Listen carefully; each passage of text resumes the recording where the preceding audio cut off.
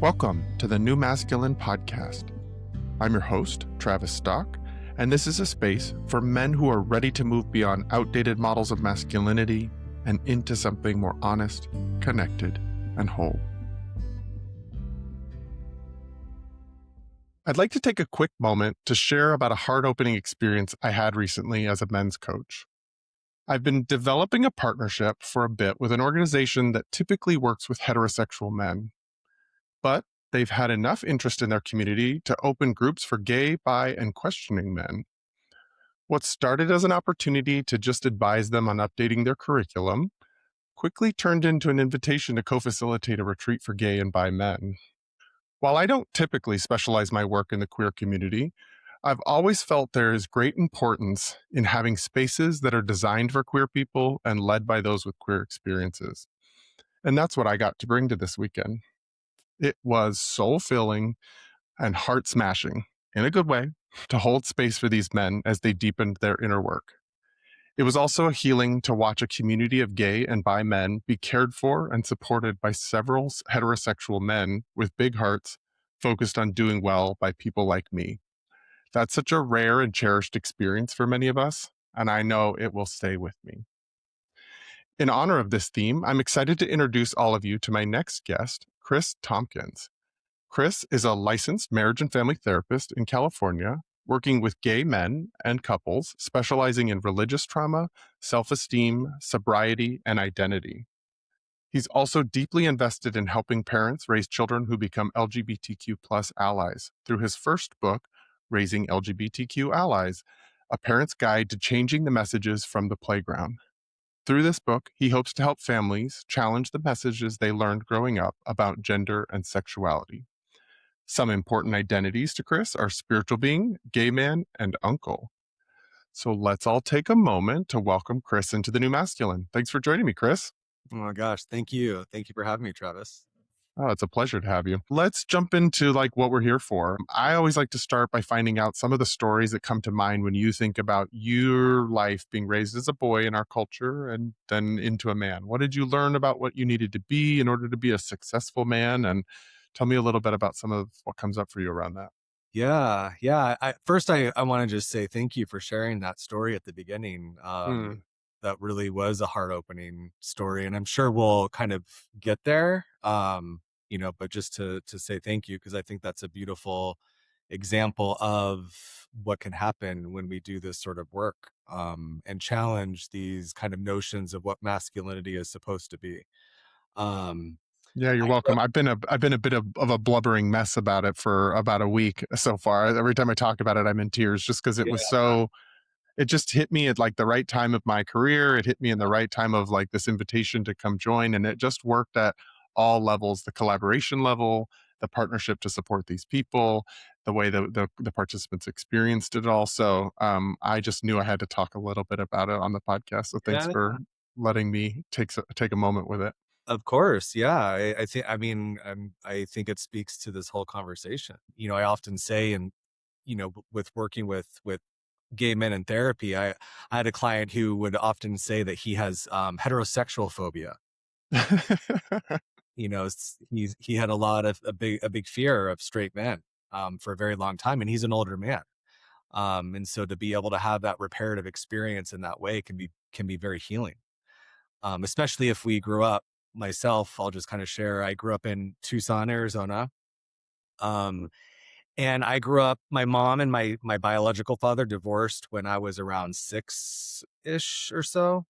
And so my mom remarried, and my stepfather, who kind of was, although my father was in my life, he struggled with substances, so drugs and alcohol. And so my brother and I, we would go on the weekends when he was sober. And then if he had relapsed, then we would miss time with him. So where I grew up primarily was with my mom and my stepdad. So my stepfather was sort of my primary, I would say, masculine figure in my life. And his masculinity was, I would say, very kind of the toxic masculinity. He was very kind of machismo. Hunting was a big thing. So I have a brother who I'm the oldest, and when my stepfather and my mom married, he had a son from his previous marriage that was the exact age as my brother. Mm, So when my brother and I were very close, and then when my mom remarried, they were just the same age. They were peer to peer, and so they instantly became really bonded. And my brother also was very athletic, and so was my stepbrother and my stepdad. And so they were basically on the same t-ball slash baseball team growing up, and my stepdad was their coach. So and then around that same time, I'm starting to come into my own discovery of mhm. my identity and starting to notice, like, not that activities indicate sexuality, but I didn't like sports. I didn't like the things that I learned that boys should like. So I was constantly feeling like I was different, that I was not enough. And the toys that I liked to play with, I loved animals. And I remember I had this horse, this toy horse that was really meaningful for me. And my brother stole it to you know Pick on you. pick on me. Uh, and I remember I took the horse and I threw it to break it, to let him know that it wasn't important to me, even though it was really important to me. Mm, So I look back on that, those kinds of memories, and I think, oh gosh, like all that I was doing to try and convince everyone else around me that I was tough, I was strong, and that those were the kind of the ideas that I thought what it meant to be a boy, what it meant to be a man. And hunting was a big thing in my family, and so mm. for vacations we would go on these hunting trips. Were you headed to the White Mountains? You White headed to Mountains, uh-huh, yeah, yeah, White Mountains, Yellowstone, uh-huh, that was our thing. And my stepdad was a really a really good hunter. He shot with a bow and arrow, so mm, that's how I learned, to hunt. But I never liked it. I did not yeah. like. Yeah. Yeah, I remember my dad was a hunter, and I went on one hunting trip with him, and I watched him gut a deer, and I decided no longer will I be going to these Right. again. That was super traumatizing for me. Was. I like, both on just, like, it's graphic to watch somebody gut a deer, but then also just, like, my care for animals, like, Right. I work with horses now in my career, and I'm like, the idea of having to do that to an animal that I care about is like, ooh. So Yeah. I have shared Yeah. holding my breath when I think about those childhood experiences with hunting. I relate. I mean, that same exact scenario. I remember my mom would often do that. She would try and encourage my stepdad to pay attention to me or spend time with me. And I know that it came from a good place, but it was just such a constant reminder that he was having to do something that he didn't want Mhm. to do naturally. And so we were on this hunting trip, elk hunting trip, and my brothers weren't there. I was the only kid. And we trailed an elk and he shot it, and we had to trail it because when you shoot a big elk with a bow, they don't automatically go down. So we were out in the wilderness for hours, and it was a miserable experience for me. Yeah. And I remember when we came upon the dead elk, he taught me how to gut it as well. And I just remember it was absolute torture. It was traumatic. Mhm. I think that we boys like us, we all have a shared experience where it's like we were raised in a world that wasn't necessarily about what we were interested in or how we wanted to connect with the adult male figures in our life. We were kind of pushed into trying to connect with them in the ways that they liked. Hmm. And I know I've had some really lovely conversations in my adult life with my own father about how he wishes he knew at that time how to connect with me and that he would do it differently if he had another opportunity. But the men in our lives only have their own awareness of what they're interested in, how to do things, their own limitations. And so it's an interesting thing to think about how often we're trying to sort of connect in ways that are inauthentic to us Hmm. and are about demonstrating something we think we need to be, like you were throwing that horse toy to prove that it didn't mean anything to you and that you were strong and that you weren't emotionally connected to something. It's just interesting to think about how often we as gay boys are doing that growing up in the world, but I have a hunch that maybe that's also true of straight boys too. Mm. That some of them are trying to connect in ways that they think they're supposed to connect, but not necessarily authentic to who they really are. Oh, yeah. Yeah, I don't think the masculinity message is unique to gay men. I think it's men in general. Yeah. I think though for gay and with myself and the clients I work with, I think because of the pressures that we're not wanting people to maybe pick up on, depending on our families or where we're from, it may not be accepted, it may not be socially accepted, familially accepted, religiously accepted, and so we try to shut that part of ourselves so far down, and then we internalize this message that there's this core aspect of ourselves that is fundamentally wrong, Yeah. which I think is a little different than maybe a straight heterosexual man and their experience of having to shut parts of themselves down. Yeah, I think that really became clear to me at that retreat that I was telling you about, that as I was collaborating with these heterosexual male facilitators, one of the things that they had quite not noticed that I hadn't even put into words yet, but then I started to share with them. I think that one thing that makes a like a gay men's group different than a straight men's group is like gay men are often have dealt with a level of lack of safety in this world in a different way Mm, than maybe heterosexual men do.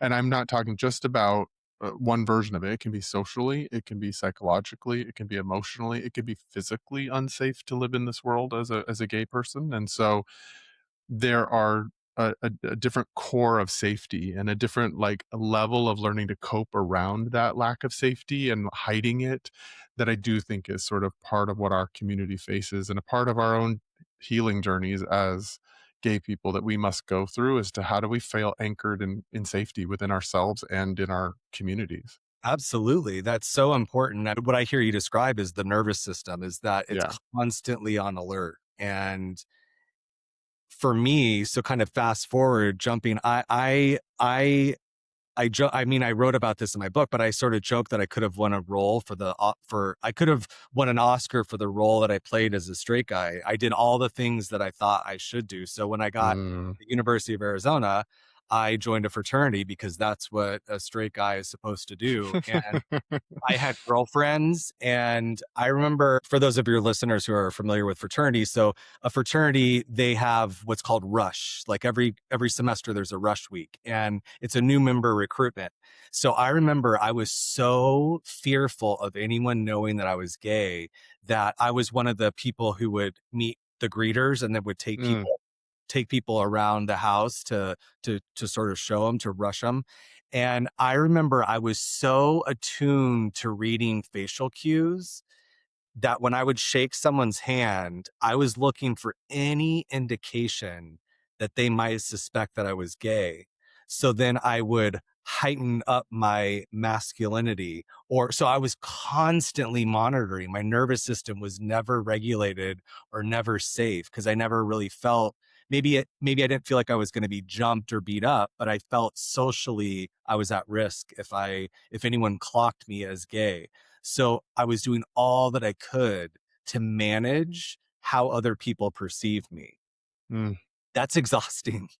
Yeah. And I think we underestimate most of us who live in that experience and do that all the time. It's the water we've swam in our whole lives. And so we don't Right. actually we don't actually know how exhausting it really is. It's just kind of what we're used to. But if you actually let someone feel safe for a moment and their nervous system settles and they can feel the gap between where they've been and where that is, it's huge. It's huge. Right. Yeah. Absolutely. So what were you doing to cope with so there's part of you that's sort of like amping up the masculinity, sort of maybe some of the traditional ways of appearing broy and manly, at least as a college age student. Mm-hmm. What else were you doing to cope with the fact that your nervous system was monitoring all that? Yeah, I drinking a lot. Mm, College, I think it's easy to drink in college and it not be a problem because it's so kind of part of the college experience, yeah. especially the University of Arizona. Maybe Especially it's not as bad at ASU, but it is. yeah. Well, and especially if you're part of Greek life, Yeah. that's Yeah, kind yeah, yeah. there's a lot of partying going on. And so for me, drinking alcohol was a way that I could be with girls. And so I thought that if people saw me with girlfriends or with women, then they wouldn't question my sexuality. And so I had a lot of girlfriends, and in order for me to have sex or be able to be intimate with a woman, I had to be drunk. I had to be Mm. intoxicated. Um, and so I started to, drink a lot. And that was where, for me, alcohol became something that helped me. I thought it was helping me regulate my nervous system, but it was causing me a lot more anxiety. So it was dysregulating my regulated nervous system. Um, and I also think putting distance, away from myself. I remember the summer after my freshman year, and I went to Italy, and I remember I knew that I wanted to like meet a guy or have an experience with a guy. But I met a girl on the trip and had a girlfriend, and I was always with her. And so I remember the last weekend I was in Italy. I Her mom came to visit and meet her, so she was flying home with her mom. So I walked her to her hotel room and kissed her goodbye, said her goodbye, and then I went out, and I eventually met a man, and he took me to a gay club. I didn't know it was a gay club, but as we were walking closer, I saw men holding hands, and I kind of freaked out and didn't want to go inside. But he took me to a bench, and we started making out, and I had my first sexual experience with a man. And I share that with you as an example of, I look back on that, and it was like, oh my gosh, my nervous system, I had to put distance, physical proximity between myself and who I thought I was supposed to be with the people in my home, my community. Hmm. So I literally went to another country to have that experience. Um, and I share that because after I graduated college, I did the same thing. I moved away, and moving away, putting distance between myself and the family that I grew up with, not because I didn't love them, but because I didn't feel safe to be who I was with the people who knew me the best. Um, and so then I also did that. I moved to Charlotte, North Carolina, completely opposite coast. And then I moved from Charlotte to Mexico, and Mm. I lived in Mexico, and that's where I came out. And I share those examples with you to answer your question of what did I do to cope, is that I drank, but when drinking wasn't enough, I had to put distance. And looking back, it was just like, oh, there was an opportunity. But I think in hindsight, for me, my nervous system needed to be away so that it could decompress enough that it could allow me to start to become who I was. Mm. Yeah, thanks for sharing both of those. There's very like kind of nuanced. Like the drinking, I think, is people can make sense of really easily. Of like, okay, obviously somebody who's struggling with something or trying to avoid something, they might use alcohol as a way of dealing with it. But even just that physical space thing is sort of a thing that we don't often talk about. Where in some ways, it's an unspoken sort of tale as old as time for us as gay boys. We move to a big city. We move to a place where there's others like us. We move away from the things that were holding us in one identity so that we can explore another one. And I think that can be a positive experience for a lot of us. I think it can help us take the steps we need to do. But there's also like the kind of the really sad part of that too, which is then there's so much space between our relationships. Right. How have you dealt with that since one of your primary strategies was to create space? How have you dealt with that as you continue to age, and how do you stay connected to people? Yeah, that's a really good question. And I think it's important for a lot of gay men is that so therapeutically, there's something called distance regulation. And it very much happens, looking at your attachment style. If you're anxiously attached, then distance regulation is really important for you to separate yourself so that you can regulate. So if you're feeling really anxious, then a way for you to take care of yourself is to literally Yeah. distance yourself. So it can be, it's a coping mechanism. And as with any coping mechanisms, they can be adaptive or they could be maladaptive. Yeah. And so I think the idea is to, for me, to be able to understand where it was maladaptive, where I was sort of running from something, and then and preventing me from having deeper relationships with people. Or when is it something that's sort of adaptive, that I can check in with myself and say, oh, I'm feeling a little anxious right now, my nervous, I need to take a beat, I need to take a pause. That's where it could be adaptive. Hmm. And so I think for me, it was my journey of being able to integrate myself and to be able to feel completely embodied as a gay man. I realized, my first book that I wrote, Raising LGBTQ Allies, that although it's positioned like it's technically a parenting book, like if you go to a bookstore, it's going to be in the parenting section. It's very, very much a book for gay men, because it was my experience of being an uncle. And Mm, when I first became an uncle, I realized, oh my gosh, the distance didn't solve the things that I was trying to take care of within myself. And so I started to notice, it's one thing to be openly gay in West Hollywood, California. But then when I'd go home to Tucson, Arizona, I noticed that my voice inflection would change. My mannerisms would be different. I would kind of code switch. And I realized my nephew asked me a question that completely changed my life and is what inspired me to write this book. Is there was a female, one of my childhood friends at my mom's house, and my nephew, who was 6 years old, my age, that I started to notice mm, that there were differences about me, um, asked me if she was my girlfriend. And I realized, oh my gosh, there's a whole conversation that my family's not having. And we have a lot of nieces and nephews and cousins, and I have a big Italian family.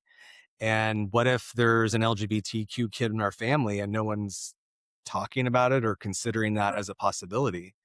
And so then I realized, oh, I have a role to play myself as an uncle and how I'm showing up. I didn't have a boyfriend at the time. I was single, but there were still things that I was doing to sort of distance who I was, keep people from a distance from me.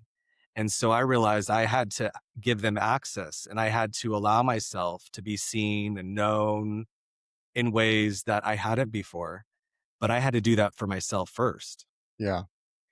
I really appreciate you sharing that. It's actually helping me unpack something that I have felt that I haven't really spent any time with. I have close female friends from grad school that are they were the ones that helped me come out. They were the ones that helped me feel safe. They were the ones that took me to a gay bar for the first time. They were the ones that helped regulate my nervous system when I didn't feel safe. And yet, as one of them ended up having children, I started noticing like my own nervous system's way of taking over to try to protect me in situations that I didn't even need protection. So I started like, am I allowed to talk about the fact that I'm married to a man in front of her kids? Am I? And it's like it was never asked of me. It was never put on the table. I was never asked to hide. And yet how quickly my nervous system took over.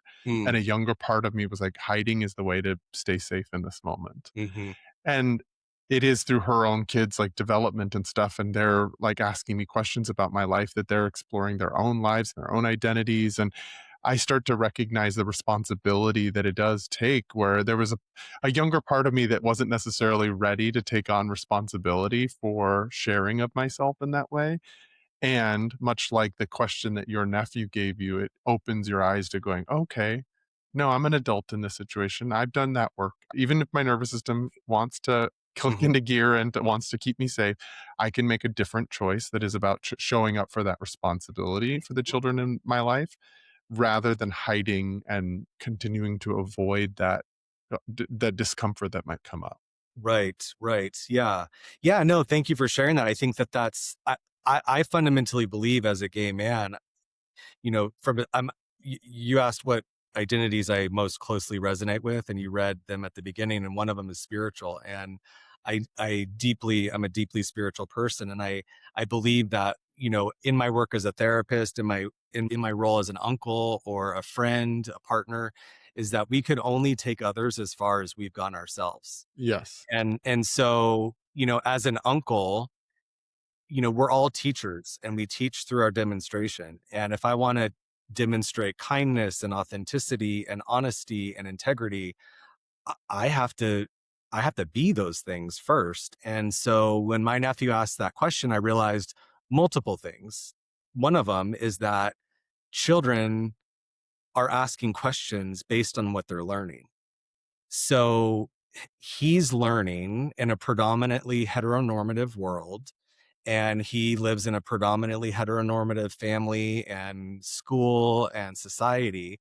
So he's asking questions based on what he's learning. There are LGBTQ kids at his school. Maybe they haven't come out. Maybe they're not aware of that yet. Um, when I was 6 years old, knew that there was something. A lot of my clients that I work with can point to around 6, 7, 8-ish Yeah. I was is 5 or 6 is when I yeah, first noticed. Yeah. yeah. And when my book came out, people would ask me all the time, like, "Well, how did you know?" And I often will say, "Well, you're asking me that question from your adult construct of sexuality. Let's go back to it. Let's bring us down to a child's Mhm. understanding of themselves. Is all children go through a natural developmental process where they're starting to identify things about themselves, they're starting to notice things in the world. My nephew also at 6 years old was starting to comment on women and girls because was having those natural kind of childhood development, perspectives. And so he was asking that question, part of based on what he was learning, but also part of it is because he's curious. Mhm. And and so I think for a lot of gay men, they grew up, maybe not, no one ever overtly said being gay is deviant or sexually perverse, but we're part of a culture, we're part of a system, we're part of a country, we're part of it's more than just our individual experiences, and we take in and absorb these messages. And so if there's not a lot of things that are being shown to us about ourselves that we can relate to, then we start to develop stories about those. And then so one of the stories is that who I am and how I express myself is wrong, bad, different. It has all these kind of negative connotations.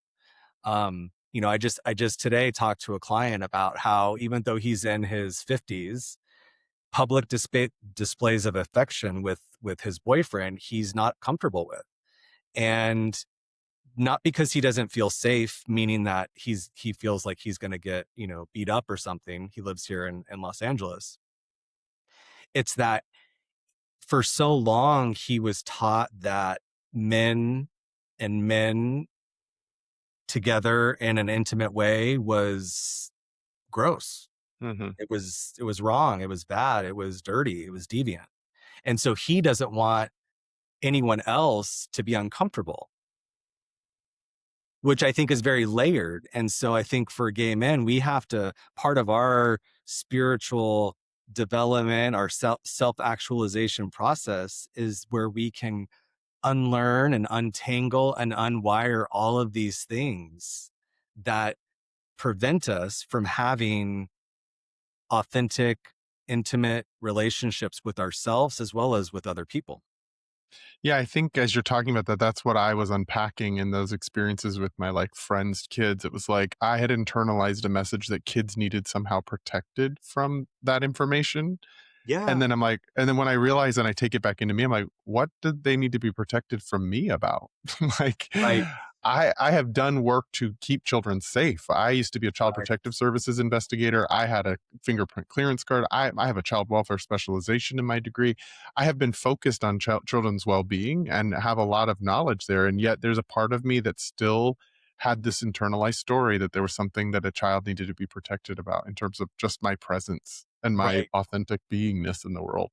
Yeah. And you're right that it doesn't necessarily always come from like overt direct messages from your family or people around you. Like my family was always accepting Yeah. and but I was a sensitive boy growing up in a culture in the 90s just after the AIDS crisis that where where it was kind of a homophobic time, like when Sure. people were very afraid of gay men and their intimacy. And so Right. you pick up on those things You and do. then you start to internalize those messages of something about you rather than just sort of the cultural fear and the way people are coping with it. Right, right. One type of therapy is psychodynamic therapy. It's very much about, childhood development, early childhood experiences. Those are very formative. And there's a process called introjection that's unconscious. It's a defense mechanism. Defense mechanisms are unconscious. We're not typically aware of them. The idea through the self inquiry process is we start to learn about our defense mechanisms.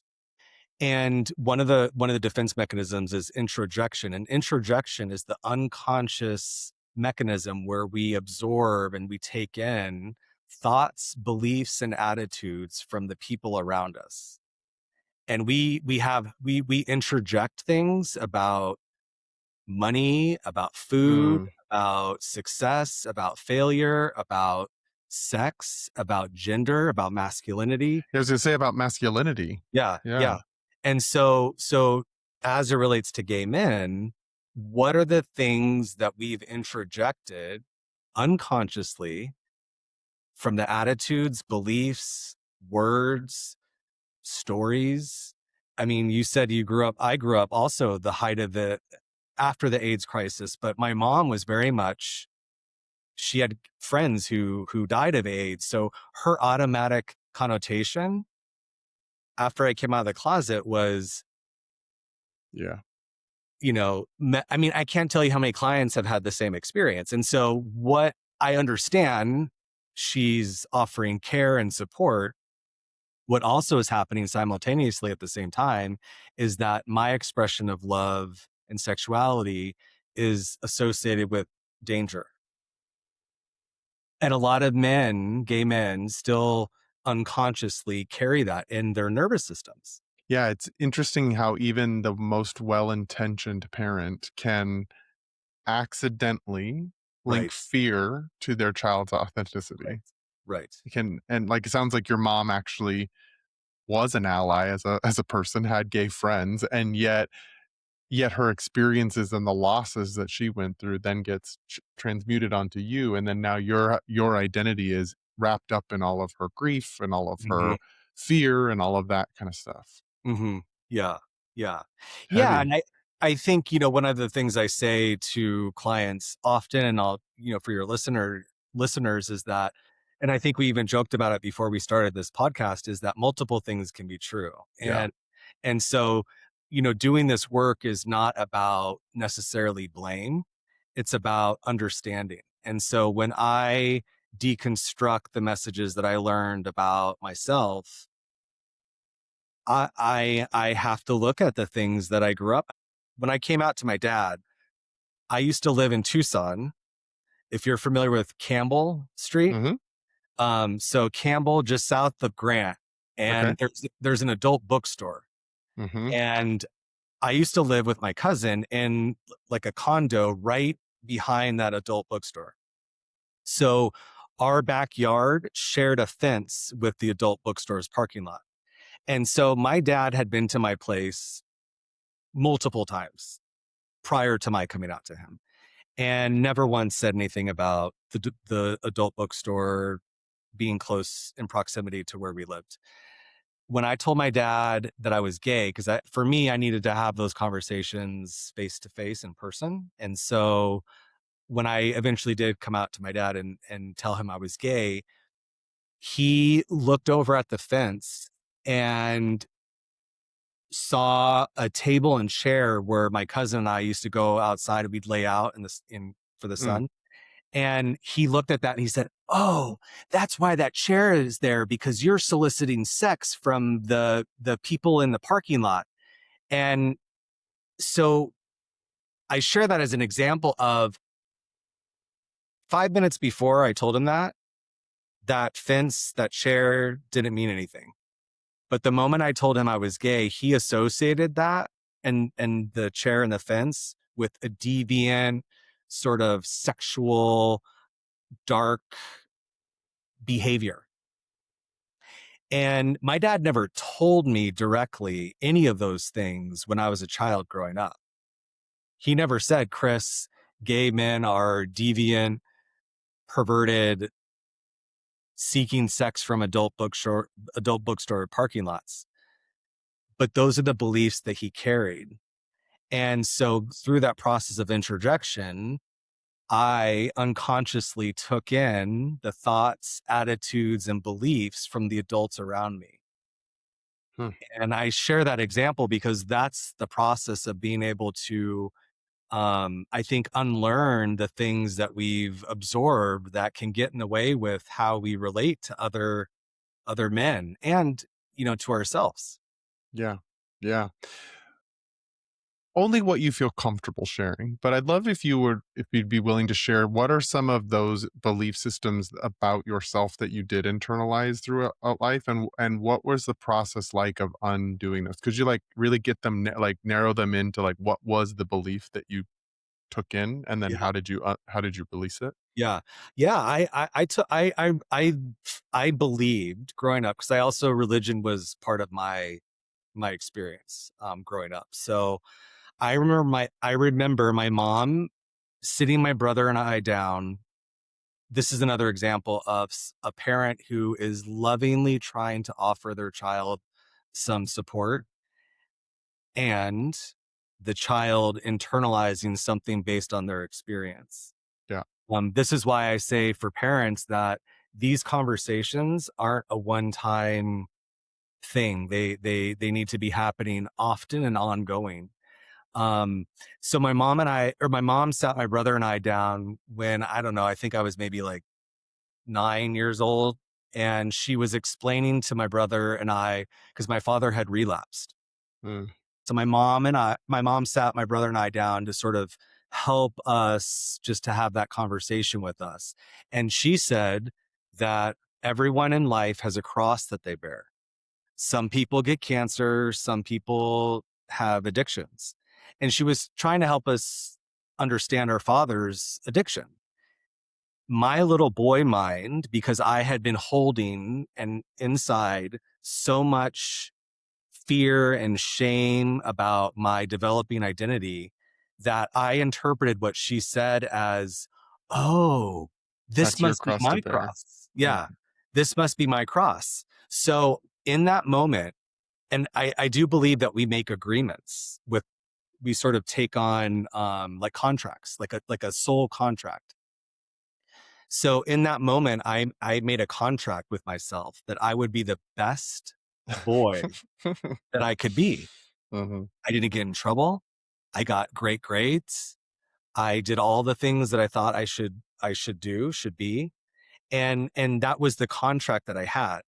So part of my so that carries through me to this day is Yeah. that my sort of default is to be really good, to be on time, to do all the tasks that I'm supposed to get there early.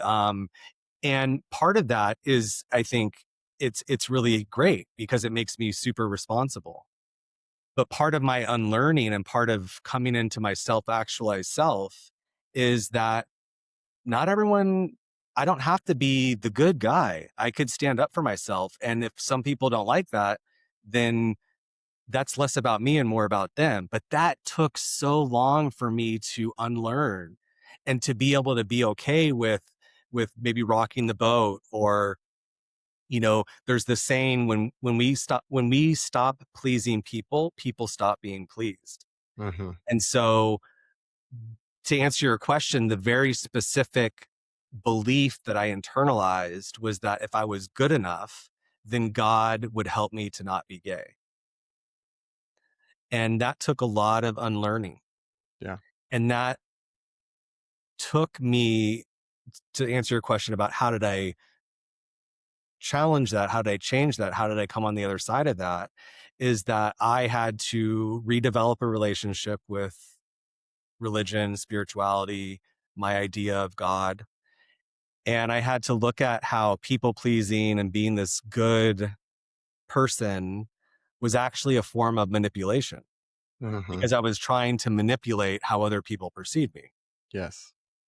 And it was so if we look underneath that, it was a way of maintaining control. And so that helped me uncover and realize all of those things so that I could unwind and undo all of those things. Hmm. I appreciate you laying it out so clearly and talking about the steps of that. And because it's like some of my favorite work that I do like to do with my clients, it's some of the biggest and bravest work I can think of, which is to update your safety strategies in the world. It's at that moment when you sign that contract, some protector part of you stepped forward and decided, here's how we're going to get through this. Mhm. And you needed to survive that moment. And so it was genius that that part stepped forward. And it did create some even positive things for your life. And it is about manipulating and controlling other people's perceptions. And underneath it always will be that fear that I'm not, I have to overcompensate because of this thing. Mhm. And so at every points throughout all of our lives, we do have to update our safety strategies. They no longer keep us safe at a certain point. They become weapons against ourselves. But the craziest thing about it is that you have to feel unsafe in order to update your Right. safety strategy. And so I always talk about that and try to normalize that with my clients that this is gonna take bravery and courage, and you're gonna feel unsafe, and I hate that that's the truth of this, but in order to like, evolve that safety strategy, to allow yourself to be more authentically expressed, to feel safer, you do have to go through that stage of feeling unsafe, Mhm. and that's tough. It's right. Yeah. Yeah, it's a beautiful way of putting it. Yeah. I appreciate you sharing that and really owning that it's, like, your version of it, and I totally resonate with it. I There's a reason I got a 4.0 in my master's degree. I was gunning for approval. So, you talk a little bit about the work you've done to sort of integrate as a whole person, as a gay man. What has that been like as you reintegrate into your family from this perspective? How have they responded? How have they showed up, you being in this version of you that doesn't need the same distance? Yeah, it's interesting because I think that the book writing my book, they say that authors write the books for themselves Yeah. first. Mhm. And that was very much the case for me. As I realized, like, halfway, maybe not even halfway through, but like maybe a few chapters in, I was like, oh, this is for me. Um, and I remember after the book came out, so many really wonderful and beautiful things happened in my family, very reparative. Um, my brother read my book. My brother sort of embodies to me the versions of masculinity that I can be really scared of still. Um, and he's a firefighter. He's the captain of the firefighter department. Um, he hunts, so all of the things that I learned early on that were kind of demanding and scary and rigid, um, he is, and he's also a really wonderful, caring, kind, genuine, the most honest person that I've ever met. He's a genuinely wonderful man. Um, and so allowing myself to have relationships with my nieces and nephews was the most healing Mm, experience for me. I have 5 nieces and nephews, and the book that I wrote couldn't have been written without my relationship with my nieces and nephews. So my book writing process sort of forced me to be intimate and vulnerable and in relationship with these people in my life that I had maybe kept this curated version of myself from. And so I was able to kind of get in there and have conversations with my nieces and nephews. And it was the best experience. It was the most healing experience. I will say on the other end, again, kind of multiple things can be true is that I realized that there are just some things that people are going to believe. And I remember a long time ago when President Trump was first elected, mhm. and a friend of mine was really, really upset. And he was showing me these photos of all these rallies that they were having. And I asked him genuinely, I said, his name's Jose. I was like, Jose, how old are the people in those photos? And he was like, I don't know, 40s, 50s. I'm like, they didn't just wake up and start believing those things. They've had these beliefs for a long time, and they're looking to someone who they can feel supported by. Um, and so I share that because I realized during that time that people, when it comes to beliefs, people they'll die for their beliefs. And so I realized that I want to teach I mentioned before, we're all teachers, and I want to demonstrate the things that I want to demonstrate, but I'm not going to necessarily be able to change people. So Hmm. that's another thing about control, is relinquishing that control. Um, and so I've learned that I'm now maybe not, my drive isn't to be the most likable person in my family. Mm, And that took some grief, and that took some letting go, but it's also given me the ability to be authentic and integrated in my life, and not constantly trying to manipulate and change and defend and convince, but to just be. mm. Beautifully said. Yeah, it so maps the sort of evolution of that protector strategy that you created, that needed to be people to like you, to be the good one, to be perfect in some ways, that you decided the costs were too high with that, Mhm. the cost of authenticity. And there's just a reality to our life that all of the efforts that that version of you was trying to do to control other people's perceptions, all wasted effort anyways, because people will believe what they're going to believe, and people will have their own ideas about something. And so the control you thought maybe that gave you is kind of a flawed principle anyways. And so I love that your the way you've evolved it is to create more freedom for yourself, but in a weird way give other people freedom to also Yeah, just believe their feelings too, that right, everybody gets to be freer in this rather than more constricted and more tight around it. right, right. Yeah, yeah. Yeah, I think part of me will always be this just really strong advocate, and if I see something I don't like in the world, like I'm going to want to try and, like, I think that's just an archetype maybe that I have, of like wanting to get in there and make change. I think though that when it's dependent, like my life is dependent on that thing changing, that's when it's not so healthy. Yeah. Yeah. Um, and It's a tough way to live. no, and I also believe in the power of intention. And, Yeah. you know, my intention with my book was very, I think, I was very connected to the intention. I was very clear on who I was writing for and what I was writing about. Um, I also do think that, um, wanting to convince someone of something is one thing versus sharing something. Yeah. Those are two different energies. Yeah, for sure. Yeah, so it brings me to this idea that it's a tricky world right now for an author, especially of LGBT materials, with bookstores not wanting to carry things, certain books being canceled, certain laws in different states being written about what is appropriate kind of writing and stuff.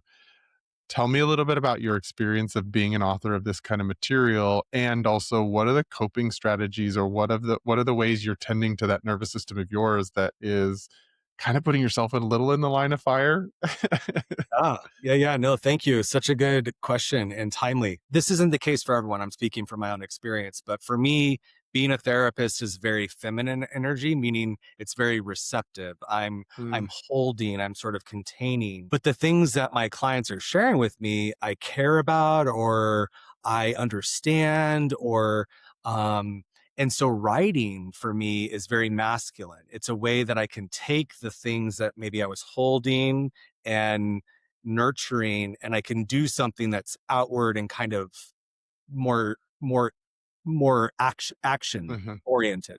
So for me, being able to write about the things that I care about is it's transmuting. It's taking that energy that maybe I feel disempowered about, or I feel frustrated or sad or angry, and I'm able to do something. But I will share a very specific way that, as a writer, being an LGBTQ writer right now. So I write a blog for Psychology Today. It's a blog on Psychology Today called LGBTQ Affirmative Psychology. So when I first became an associate marriage and family therapist, before I was getting my hours to become a therapist, Sure. I had pitched, because I've written for other publications, and so I had pitched Psychology Today an article, and they replied to me that they don't accept one-off pitches, but they accept blogs. So I pitched them a blog idea. My blog I pitched was LGBTQ affirmative psychology, because I write about mostly LGBTQ, specifically gay men experiences. Um, so I started writing for Psychology Today, and I've been blogging with them since it actually this month, 3 years. I do get paid. There's a whole pay structure, and the pay structure is dependent on how many times you publish per quarter and Mm. how many views your articles get. Yeah. Yeah. So I share all of that because I've written 39 articles over the course of 3 years, which averages about, like I said, 2 articles a month. And I've had, out of all of those articles, I've had 11 articles that have been selected as essential reads, which is a really great, I mean, that's an honor, because it's a Yeah. category on their site. And they also categorize it on their website based on the topic. I'm sharing that because when I first started blogging with them, once you write a blog, you have to submit it to an editor. They review it and then approve it. You have to pick the blogger has to pick a category before it could be submitted to the editor. So whenever I would go to pick a category, they're pre-selected categories. I just have to choose which one fits. Mm-hmm. So when I would go to write an article mostly about LGBTQ, gay men, I I would go and look in the categories, and I would look for gay men. I was very limited in the categories that I was allowed to choose. And so when it came to like gay men, it was sexuality or relationships, Mm-hmm. which I understand. And also, if you go to the categories on Psychology Today, they have a whole curated section of and a definition of what that is. So if you go on Psychology Today and you select relationships, you're going to get a curated version of what relationships are. And then articles that are associated with relationships. So I'm sharing all of that with you is because I had an article a few months ago that was about gay men specifically in dating. And the article that I was trying to categorize it, and the only thing I could pick was relationships. Well, it wound up being an essential read, but they categorize it as mating. And I was like, mating, Mating. mating. So mating. So I Okay. was thinking about it. I was like, what, mating? So I went to their mating category, and sure enough, their mating category on Psychology Today is a heterosexual relationship, man and a woman. The whole page is about male, female reproduction, because mating is actually from, if you look it up in the Yeah. dictionary, it implies reproduction. And then there's my article, Gay Men Changing Their Voices. And on one hand, I'm like, okay, well, that kind of stands out, and that's maybe people are going to see it. But I also realize it speaks to this is an example of what is structural homophobia. So when I started to notice that out of the 3 years that I was blogging, none of my articles, even though I had 11 essential reads, none of my articles were promoted on their social media.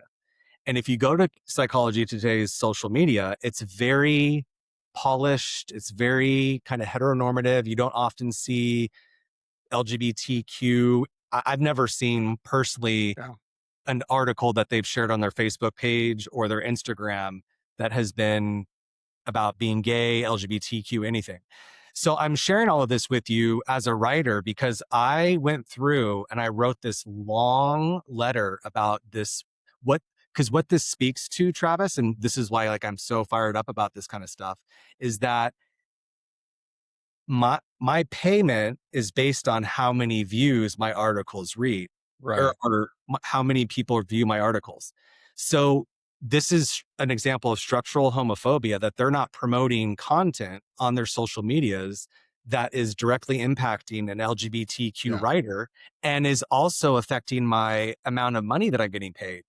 So then I started to do all this research, and there's actual research that shows that basically there's a huge pay gap in the professional world for LGBTQ professionals and heterosexual professionals. And all of that is an example of structural homophobia, and how our biases, our unconscious associations with what we have, play out in more than just our relationships, but actually structurally, where here's this huge platform like Psychology Today that's honoring my article as an essential read, but not promoting it. And then I'm being directly impacted as a writer for their platform. This is the first time I'm saying it out loud, because this Yeah. just happened 3 weeks ago. So Oh, this is fresh. yeah, this is fresh. And my editor got back to me, and she explained that they're actually right now recategorizing and updating their categories. Hmm. Um, but they just now started to tweet my articles on their Psychology Today Twitter account. Oh, so some energy's moving in a different Yeah, direction. so some energy's Oh, moving, but it was a big blind spot yeah. that they had. And this could be a whole big conversation even further, but this speaks to, in the mental health profession, the pathologizing of LGBTQ identities, same Mm. sex, homosexuality, um, transgender, gender dysphoria, all of those things are sort of packed in here. And I'm going to take it an even step further because this is kind of what I do. But it takes me back to the beginning of our conversation where you were talking about like your relationship with your stepfather and sort of like, okay, you're a boy. And so you categorically have to connect in certain ways that don't feel authentic to you, that underdevelop certain parts of you that are actually more authentic and real, and try to overlean on something else. It feels like the structural version of a very similar thing that little boy had to go through, which was I'll fit it into something that doesn't really fit, and I'll be undernourished, but I'll just deal with what I can get out of the system. Mm-hmm. And it's like, that's the kind of thing that I like to highlight because it's like, this has been our lived experiences our whole lives. We've been forced to live in a world that doesn't represent us, that sometimes doesn't value us in the same ways. And it's the kind of uphill thing that we're constantly moving through as men in this world is that, well, you and I both can probably we all walk through the world with a decent amount of privilege as white presenting men in the world, but we also have this other part of us that has dealt with a lack of safety, that has not been seen or connected with in the ways that are authentic and real for us, that undervalues what we put out into the world as not enough. And so I thank you for sharing that story because it's just the same thing your little boy had to go through now that you're having to deal with as an adult man. And luckily, you have skills to have to push against that, and you no longer have to be the liked one. Yeah. You can advocate for yourself in a different way, but Yeah. still, like, oh, it's so Really? unfair. No, I appreciate you saying that, because a part of me was like, well, I don't want to like risk. What if they, I mean, Yeah. they're honoring my articles. I've had 11 essential reads, Just but take then, what you can get, take yeah, the exactly. crumbs. But like Yeah. I said, now I'm like, no, that I've done enough work to, I'm going to like, if they view me as being, difficult or whatever, I'm standing up for something, because if a heterosexual writer is writing about things that are being publicly promoted, and all of us are being paid based on the view counts of those articles, but because my content is deemed, my editor even said that she runs the LinkedIn, and she hasn't promoted my articles on LinkedIn because a lot of what I write about is related to sexuality. It's I not right for LinkedIn. I put all of my articles on LinkedIn, Totally. but for her to have said that just speaks to, Yeah. again, the associations that we have with male sex. Mm, gosh. It's like we have done that, we have grown in many ways as a culture, and yet we haven't in some other ways. It's Mhm. so like interesting how at the fundamental level things aren't really changing, Right. and the core messages around us. I know you've sort of mentioned to me that you're in the process of writing a new book. Anything you want to Yes. tease about the new book? Yeah, and thank you for saying that because actually kind of going back to your original question about what am I doing as a Yeah, LGBTQ author is that so that experience, everything that I just shared with you, the psychology today, I'm putting in my book.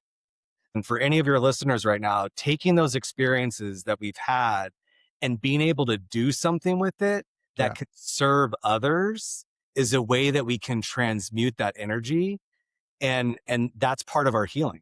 Mhm. So So true. so the book I'm writing right now, although it's not going to be released until 2027, it's a book specifically for gay men. It's called Becoming Worthy.